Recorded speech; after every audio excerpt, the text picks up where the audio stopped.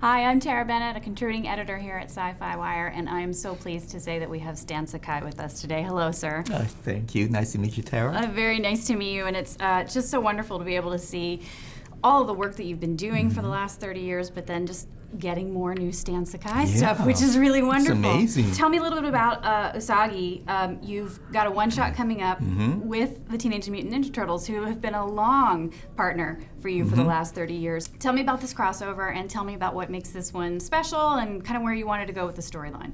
Well, first of all, Usagi and the Turtles started about the same time in 1984, and we've always had this connection. And we've crossed over a number of times in the comic books and in their TV series, the animated series.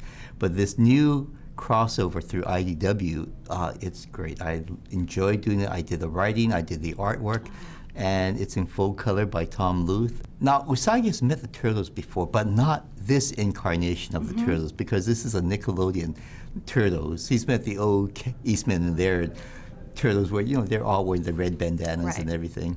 Now it's the new Turtles, so they've got to reestablish relationships. And there's suspicions along the way, and they have to learn to actually work together this time.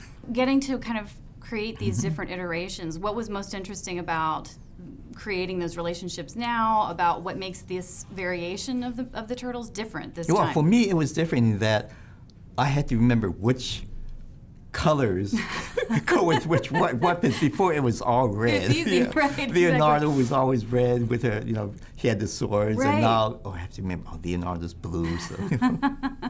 Tweaks, little tweaks. Little subtle things, yeah. Well, talking also about the Nickelodeon cartoon, you're starting an arc on July 23rd. Yes. And so tell me about, you know, because you've got the one shot, but you also get to work in the animated world too. What's been, you know, what were they looking for in terms of your input and how they wanted to use the character this time? Well, as far as my input, if you see who wrote the first episode, it's Stan Sakai. Exactly. I also did some artwork that black and white still artwork that was used for the flashback. So neat. It was actually used in the episode, and it is amazing. We previewed the entire first episode a few nights ago, and I couldn't be more pleased.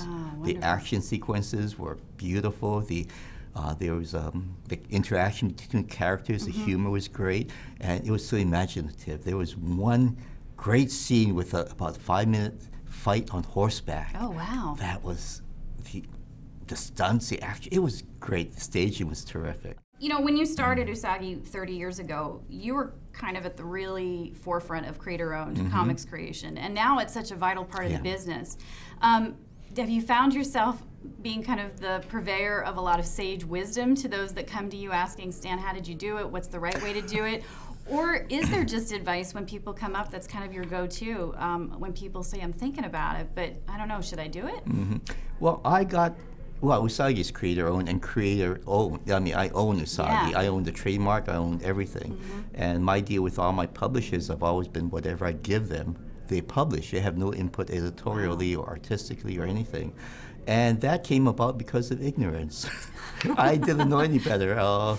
When they said, oh, of course, and you know, you'll bring us artwork and you'll own the character, I said, yeah, of course. Yeah. And every publisher I've gone to, I said, yeah, I own Usagi, and it's always been that way in the contracts. That's wonderful. How do you still stay inspired with the character, and how do you still find stories and find paths to take that character that still feel vital for you and make you excited to get down and write and draw and bring him to life day after day?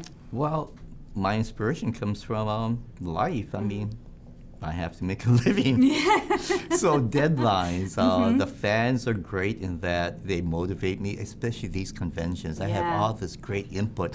So, we should do something more about folklore, or have you ever done a story about this aspect of Japanese culture? That sounds pretty neat. All right, well, thank you so much for being here, Stan. Thank you, Tara. It's a real pleasure.